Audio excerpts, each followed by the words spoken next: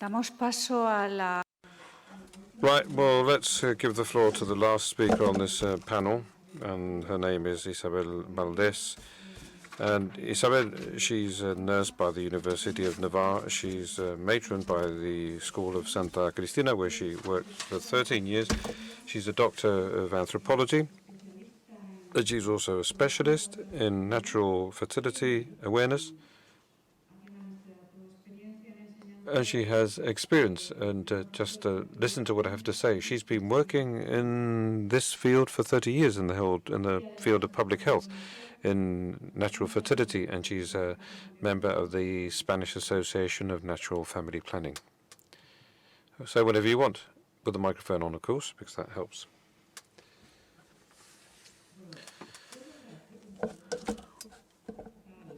Well, firstly, I have to thank Dr. Chiva and the organizers because, well, it's been a very extensive trajectory, and I have to thank many people, especially Maria,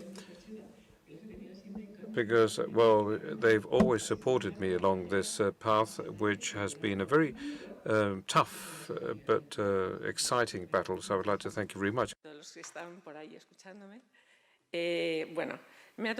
So I'm supposed to talk about the complex part of this business. Something you can only visualize after a very extensive clinical life and after lots of battles. Natural methods, this has already been mentioned. Well, there are lots of veterans here. Natural methods have to be taught by an expert professional. The more expert you are, it's much better for the patient, or for the users. And, well, it should be somebody that works in the field of health sciences and with an anthropological training focused on the people, because the contraceptive activity is up here in the brain. And this is a reality. So this is a trench. I've been in that trench for 35 years, and in the trench there were people that were brave, people that were less brave, people that were wounded, people that were half dead, people that were dragging themselves on the ground, and that's where we were. We were picking up these people, and it's beautiful to do that. And, well, sometimes one is wounded because you are very close to the bombs, and the bombs fall very close. Isn't that the case? Certainly. And the truth is that it's an uncomfortable place, although it's exciting, especially for those of us that love to fight, and that's where we have to be. The special situations in the field of reproduction, well, there's a clinical complexity, so 2 + 2 is not equal to 4. And as Michaela pointed out, this is not maths. But this time, even less so. So what are these phases? Well, this is a presentation that I gave a few days ago, and I'm saying this with due respect. There was a specialist that says, oh, it's the Ojino method. So all this business about the 14th day is historic. Eva pointed this out, and so did many others. So this forms part of our history, because now when a woman ovulates, that's it. And you have to discover when that woman ovulates, and you have to do whatever you can to assist her and to apply these many rules. So this is a wonderful moment for natural methods. And those of us that have been here for 30 years are seeing this, and we think that this is marvelous. We're very fortunate. I'm going to split the presentation in 3 chapters: basic concept and clinical support, and something about searches and research. Basic concepts, this was mentioned yesterday by Guadalupe Alcina. Breastfeeding. Breastfeeding, well, the Bellagio consensus believed or rated it as a family planning method. That's what some experts said. And then we have the Mela method that was mentioned by Guadalupe yesterday. And the Mela method is endorsed by the WHO with a very high level of effectiveness, although it does well, it has to meet certain conditions that we're going to be looking into now. That is the method of amenorrhea and breastfeeding. And then we have the Billings method. I have nothing more to say about this because the first title that I got was a Billings instructor. I said this over lunch. And the truth is that it was absolutely marvelous for me to come across the Billings method. And then we have perimenopause. Those of you that are listening to me are in warmer countries, but in Spain, we have, well, menopause usually occurs from 45 to 55. And before it was early and then it's late. This is classroom stuff. And, well, a woman was considered to be menopausal when she had not menstruated for a year. And this is a concept that can happen. This is something that can happen to you at 46, 47, or 48.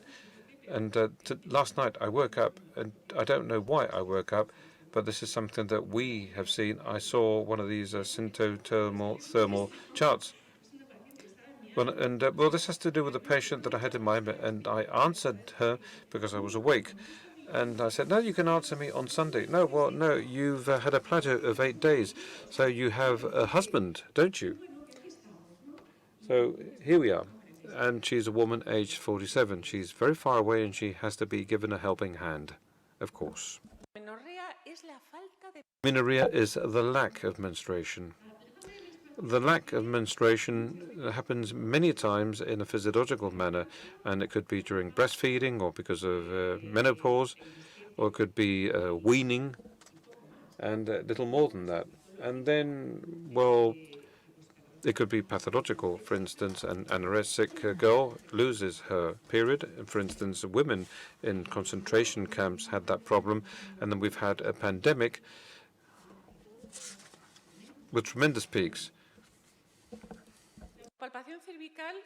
Self-palpation, cervical palpation, as was mentioned before, is, well, something that I also use for certain patients, especially for breastfeeding patients. Quarantine. Well,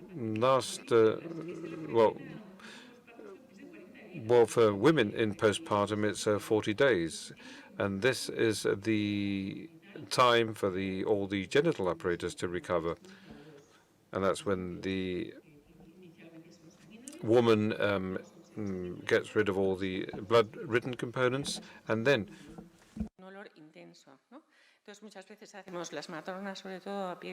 they smell intensely, and well, we sometimes establish a diagnosis by smelling, and this is a beautiful picture, isn't it? And the amenorrhea method in breastfeeding, well, this could happen in the case of a woman that is only breastfeeding, and let's say that, well, this happens in the first 6 months where there's no period. This has been said, although this makes it more fun. With 100 minutes of suction per day. I remember in the postpartum classes at the healthcare center, I told them, look, bring along an app. Cristina, bring along an app with you, okay? And, well, there are many apps, but at least, I don't know, they did the search. And then there are very good breastfeeding apps. And 100 meters of suction is easy, because especially, well, the boys suction quicker and girls are slower.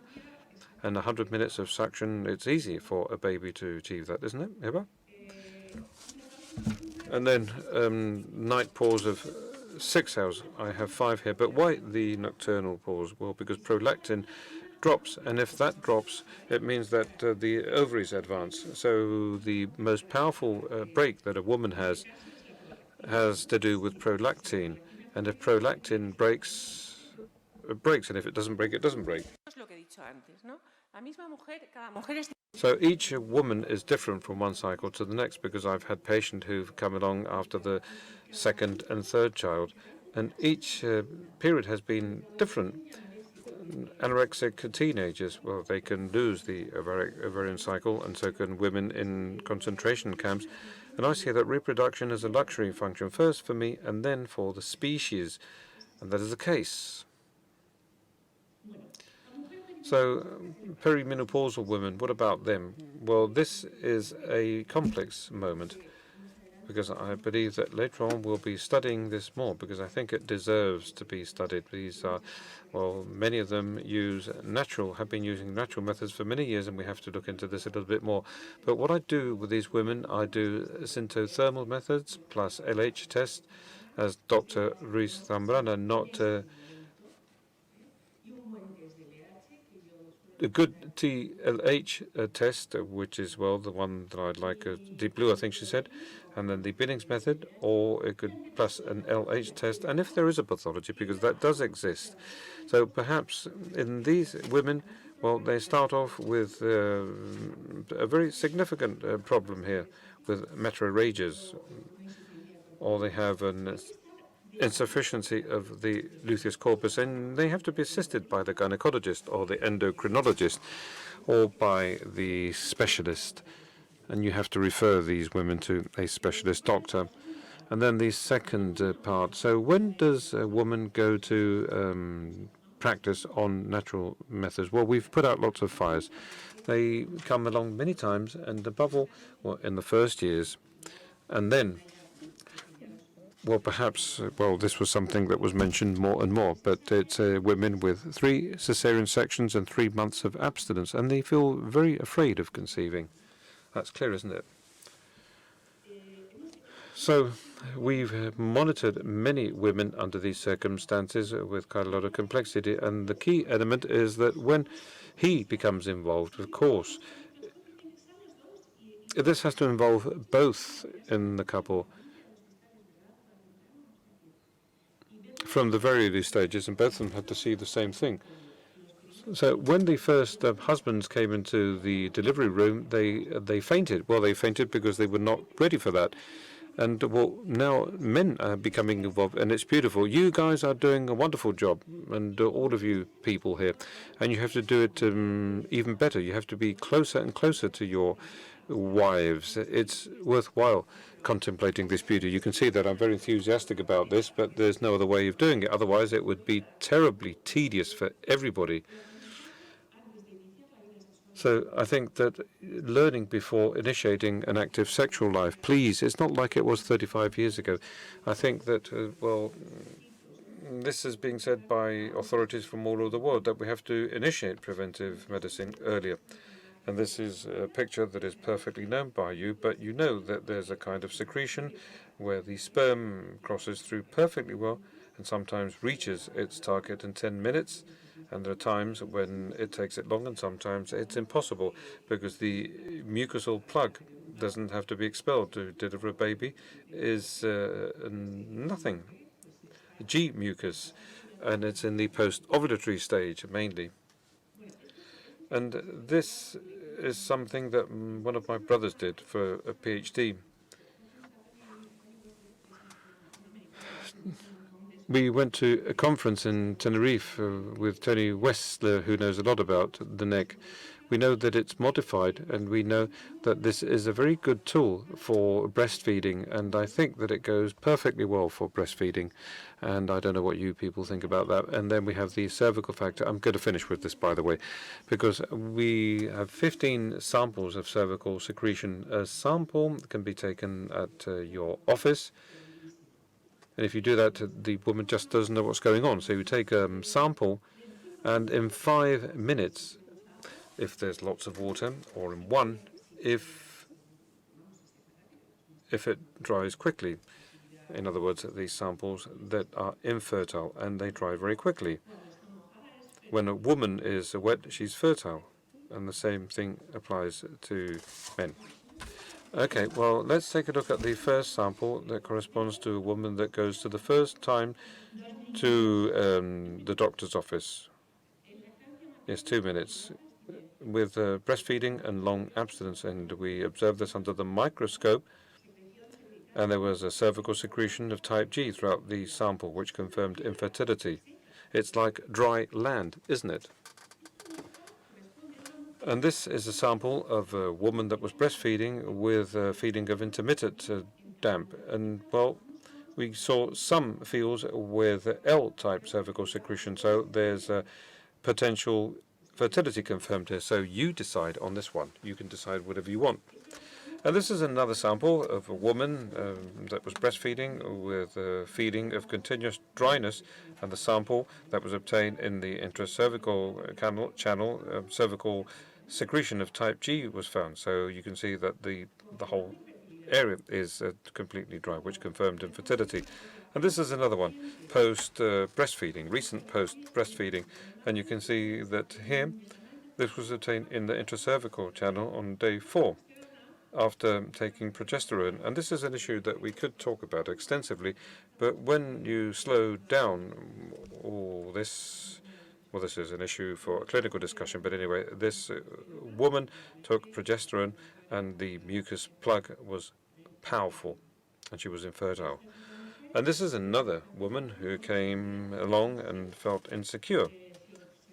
She was breastfeeding, the sample was observed, and it's a type G cervical mucus in all fields. So infertility is confirmed.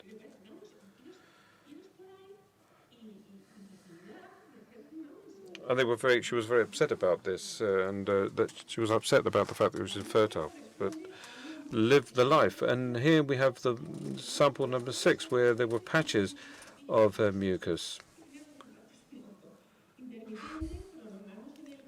Intermittent patches, and the field that appears in the picture, you can see that there's an L-type secretion. I think I'm going to skip some because I've got quite a few samples here. This one's fertile, this is infertile. This is of a woman in post-breastfeeding in a dubious phase, where you can see mucus P. Isn't that beautiful? And well, I said, well, isn't that marvelous? Let's wait for a bit. And well, this is from the same woman, or this is later, and 6 days, and infertile. This is the first, the woman that had her first menstruation after weaning, and it's on day 55 of the cycle, and feels less damp. So you're ovulating on day 35. And you can observe the field, which shows that there's P-type cervical mucus, which confirmed fertility. And this is the same woman 6 days later. And infertility was confirmed. And this is a woman